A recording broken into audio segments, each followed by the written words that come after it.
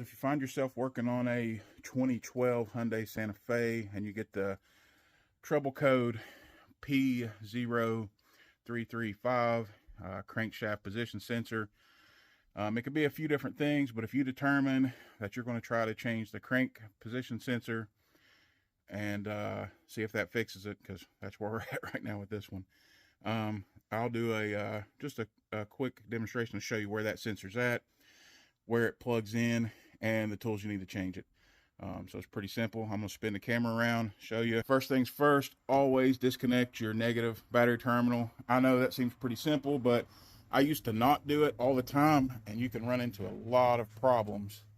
The second thing is, you'll get right here, and you see the plug all the way to the left. It has a, let me see if I can get it to focus here. It has a little spring retainer. You just squeeze it and it'll unplug. You pull it up from that little connection holder there. It's spring loaded. It'll wiggle right up out of there and unplug, and that is where it's plugged up. Again, it's the one all the way to the left side toward the engine, toward the front of the car. And you get that unplugged, and then you're going to come underneath. And guys, all you're going to need for this whole thing is a 10mm ratchet and socket and an extension. That disconnects my battery terminal. It takes off this heat shield right here, which covers, takes off this heat shield right here, which covers the sensor. And then this is what holds the sensor in. So we'll slide under here. I'm gonna pause it real quick, slide under here, show you where the sensor's at.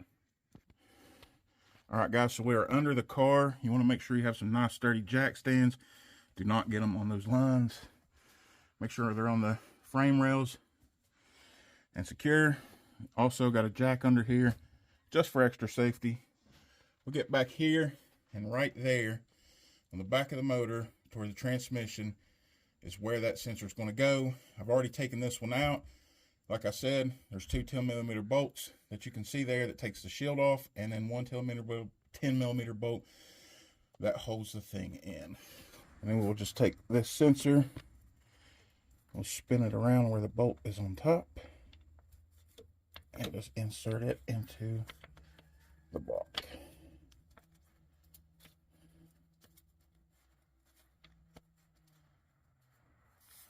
All right, once that's in there, we'll get our 10mm bolt and snug that down.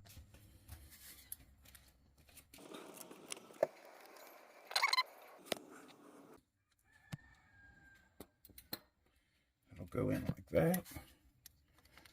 You'll get your, guys, I'm watching the camera here to try to line this up. It's a little difficult to film and do this. I don't make any of these videos, but I thought I'd do it real quick because I had a lot of trouble finding the position of this sensor online. Everybody said on these 4-cylinder models, this particular liter engine, that they were underneath the timing cover, and that is not the case. All right, we'll get that snugged down, get it torqued to spec, and then we'll get the cover on. All right, guys, we got it bolted in, got it torqued down, make sure everything's nice and secure. Make sure your wire is ran on the other side of that, behind this bar, clipped into it there, plugged in up there. That's how everything goes. We'll get this dust cover on and keep moving forward. All right, guys, this dust cover's got a little recess for the wire. It goes up in here like this. All right, I'll get this up in here. Get one of the bolts started by hand.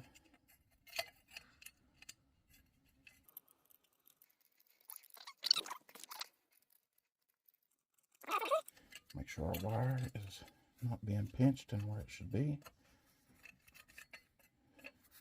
All right, guys, we'll get our ratchet and extension. We'll start slugging this up.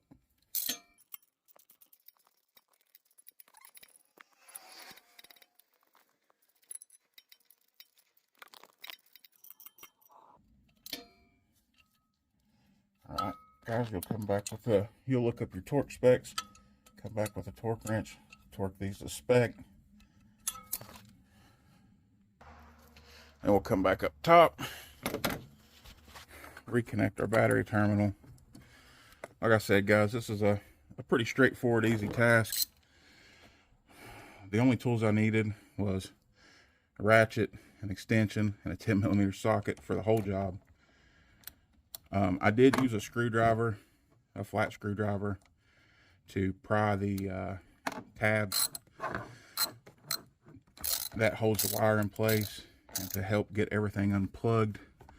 So you could use a flat screwdriver, a jack, some jack stands or something to secure everything in place. 10mm ratchet socket, and you're good to go. That should be it, guys. Let me know what you think. I know my camera skills are horrible. I'm trying to hold this and do this, but I don't normally make these kind of videos. I was struggling to find the location of the sensor online because everybody said that with this engine that it was over here under the timing cover, and it is not on this engine. This is a 2012 Hyundai Santa Fe. Pretty sure this is the 2.4.